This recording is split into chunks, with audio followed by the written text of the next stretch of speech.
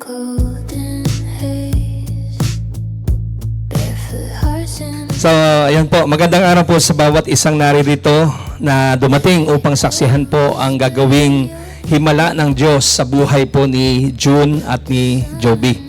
Kung paano ang dalawa ay magiging isa sa paningin ng ating Panginoon. Mahal, sobra akong nagpapasalamat sa Panginoon sa pagsagot sa mga dalangin ko. At ito ang pagtayo sa presensya niya, kasama ka. At nangangakong mamahalin at aalagaan, iintindihin, susuportahan, at isasabay sa paglilingkod at paglago sa Panginoon. Salamat sa 7 years at sa magiging habang buhay na pagsasamahan at pagmamahalan.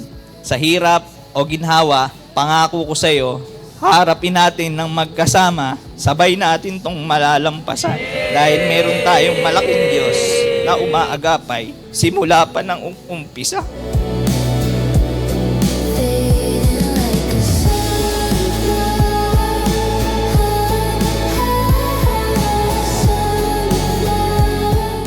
June, today, I stand with you, my heart completely true. Knowing every step of life is brighter next to you. In moments filled with laughter, in trials we go through, I promise all my love, my trust, and my whole life too.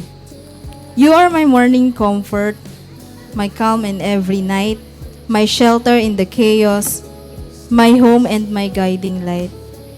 Hand in hand, we'll journey through every joy and pain.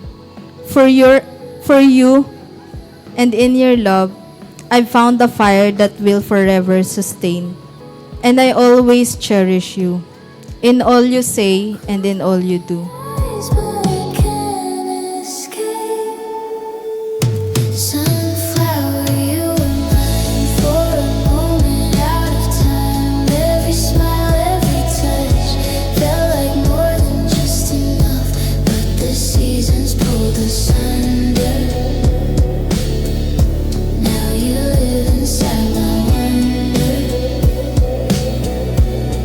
Maliban daw po na ang Diyos ang siyang nagtatayo ng tahanan o ng pamilya, ang nagtatayo nito ay walang patutunguhan. Kailangan po natin ang Diyos sa ating pong pagpapamilya. Kaya po ito po yung kanilang naging desisyon na sa kanila pong pagpasok sa tinatawag nating pagpapamilya, sila po ay naririto kasama ang mga ninong at ninang, kasama ang mga bisita, ay humaharap po sila sa ating Panginoon upang sa gayon ay hingin ang blessing ng Panginoon sa kanila pong gagawing pagpapamilya. Golden crowns powder the night, just like